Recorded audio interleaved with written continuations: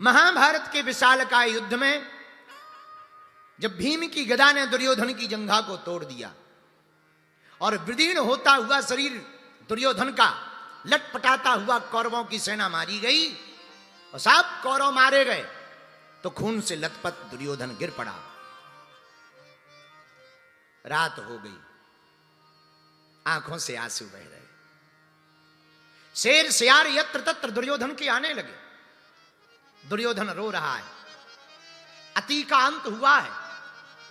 अति का अंत इसलिए हुआ कि अगर वो पांडवों को 5 गांव भी दुर्योधन दे देता तो ये हाल नहीं होता।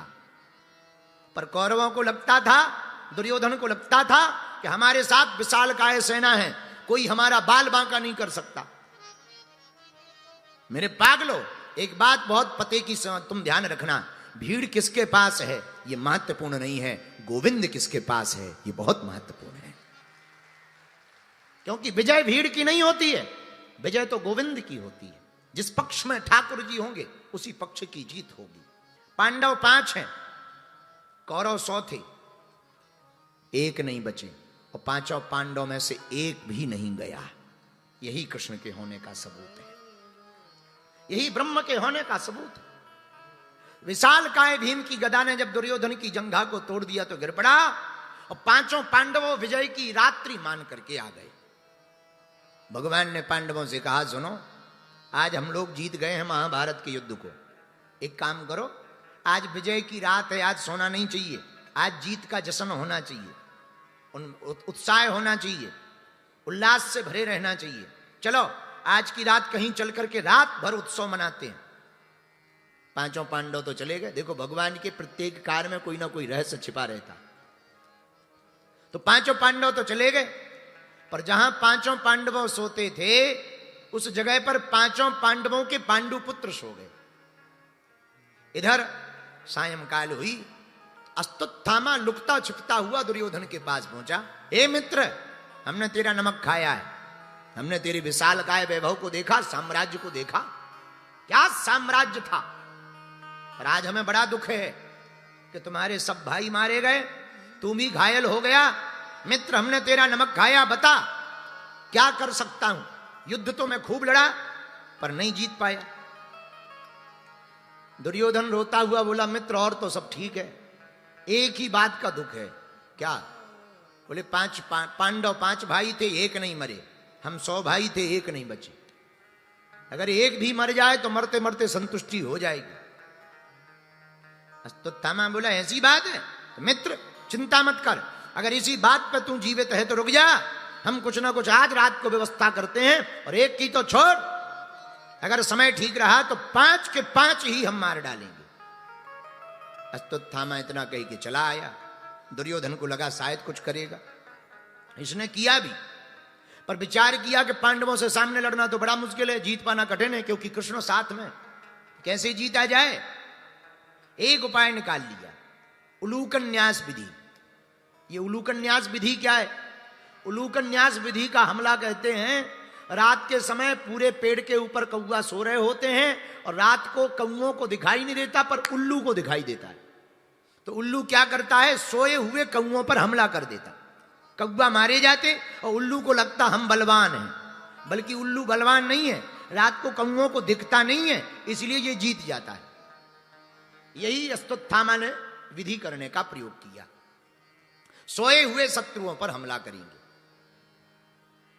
पांडव तो थे नहीं, पांडु पुत्र 5 लेटे हुए थे और रात्रि काल में अस्तुत्थामा ने जाकर के पांडु पुत्र जो पांडवों की तरह ही दिखने वाले थे, उन 5 पांडव पुत्रों के सिर को काट दिया, मार डाला।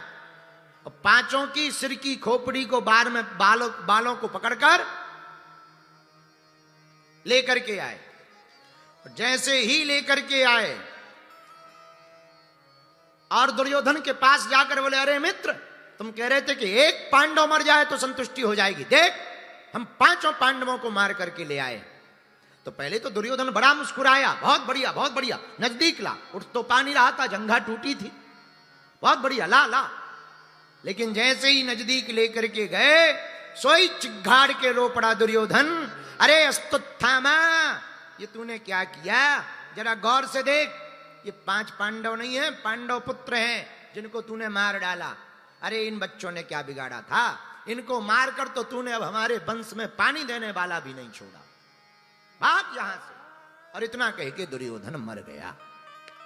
दुर्योधन तो मर गया, पर अश्वत्थामा को जब पता लगा कि पांडव जीवित हैं, जिंदा नहीं छोड़ेंगे, सोई रात को ही दौड़ लगाई, भागा अश्वत्थामा।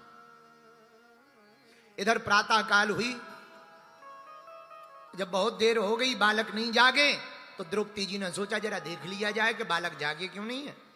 और जहां समर के महाभारत के समर के एक कोने में कोण पर 5 बाल पांडवों के लेटने का स्थान था, जहां पांडुपुत्र लेटे हुए थे, द्रौपदी वहीं गई और जैसे ही गई सोई देख करके रो पड़ी।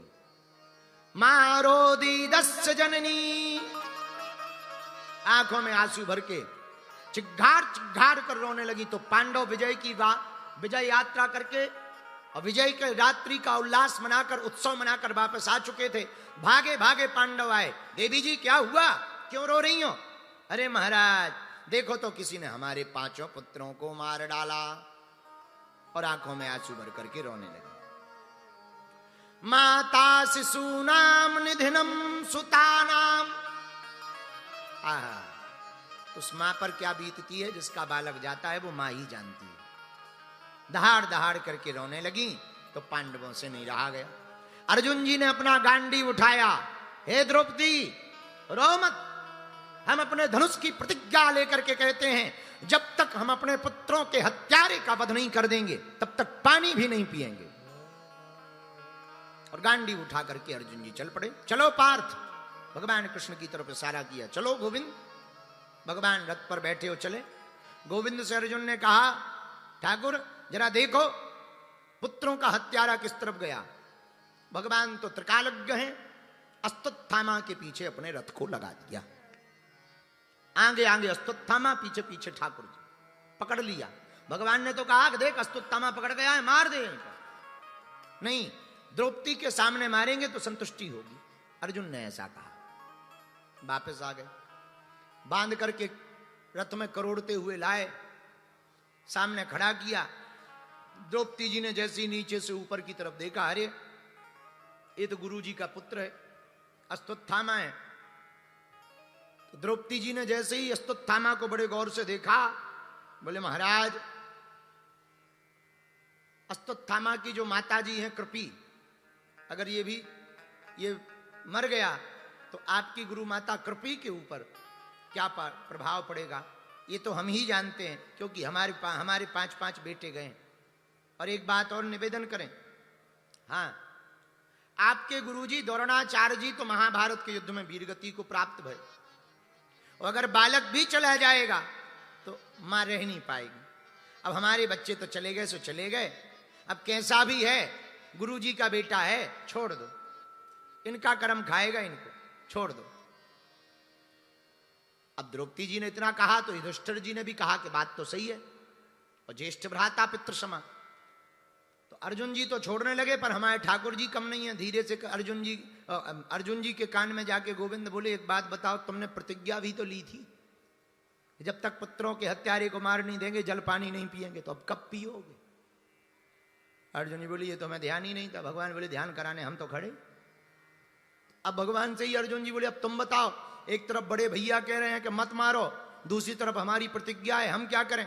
भगवान बोले, हमें क्या लेना देना, प्रतिज्ञा तुम्हारी है, बड़े भैया तुम्हारे हैं, तुम निपटो। अरे नहीं, आप हमारे ठाकुर जी हो, सलाह दो, करें क्या? देखो भैया, हम तो शास्त्र की बात बोलेंगे। अर्जुन जी बोले, शास्त्र की ही बोल दो, वही सुन ले। भगवान बोले, सुनो अर्जुन, ब्रह्म बंधुर्न हंतव्या आतताई वधारणा। ब्राह्मण को मारना नहीं चाहिए, पर अत्याचारी को छोड़ना नहीं चाहिए। एक लाइन की बात। अर्जुन जी दोनों हाथ जोड़ के बोले, जय हो जय हो जय हो। जब भी पूछो टेढ़ा ही बोलते हो, आज तक सीधा नहीं बोले। एक तरफ कह रहे हो कि ब्राह्मण को मारना नहीं चाहिए, और दूसरी तरफ कह रहे हो अत्याचारी को छोड़ना नहीं चाहिए। अब हमें ये बताओ, मारना है कि छोड़ना है? भगवान बोले हमने तो देखो भाई शास्त्र की बात बता दी, ये निर्णय तुम लो। सोई अर्जुन जी हाथ जोड़ के बोले ये कोई निर्णय है कि जलेबी जैसा फंसाना? ये कोई निर्णय थोड़ी है, उल्टी हमारी गुत्थी और उलझा दी है सुलझाने की जगह। पर सुनो महाराज, हम भी तुम्हारे ही चेला हैं, गीता का ज्ञान हम नहीं लिया है, हम भी कोई साधारण नहीं। आपने गीता में कहा है माननीय व्यक्ति का वध करना नहीं चाहिए, माननीय व्यक्ति का अपमान करना ही मृत्यु के समान होता है। बालाजी महाराज के कृपा पात्र बागेश्वर धाम पीठाधीश्वर परम पूज्य धीरेन्द्र कृष्ण शास्त्री जी महाराज का पावन संकल्प।